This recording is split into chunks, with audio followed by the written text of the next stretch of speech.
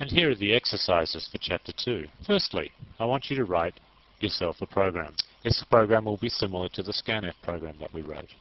I want you to write a program that asks the users 2 questions, not just one, not what their age is, but 2 questions. It doesn't really matter, but both questions have to be about numbers. So how many brothers and sisters do you have, for instance, and how many children do you have? Those could be the 2 questions. So for each one, they get a question, then they type in the answer. Then they get the second question, and then they type in the answer. Then I want your program to print out one line of text that says, for example, you have 6 brothers and sisters and 3 children.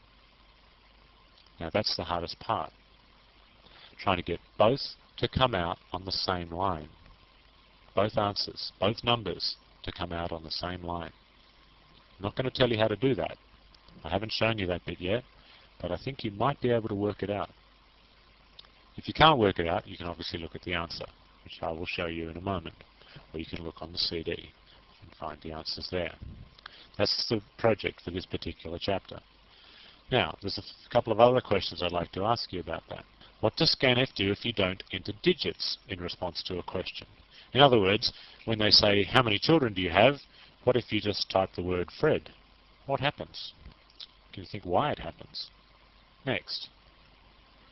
Try coding your scanf program without using the ampersand. Remember I said the ampersand was very important for scanf, but you didn't use it for printf? What happens if you leave it out altogether? I warn you, it may crash your program. Your program may hang. Your system may hang. It just depends. Bad things can happen.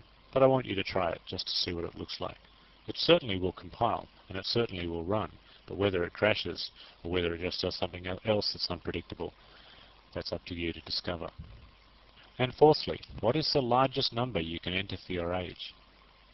Obviously you can go crazy. You can say, well, my age is 2000. Well, would it accept 10,000? Would it accept 1 million or 1 billion?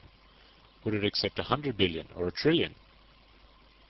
Now, I don't expect you to divine the exact answer, because it might be 10,861 or something like that. It could be a specific number. But I would certainly expect you to say, well, somewhere between this number and that number, it bombs out. So I'd like you to find out at least roughly what kind of order of magnitude of numbers it will handle. Okay, good luck.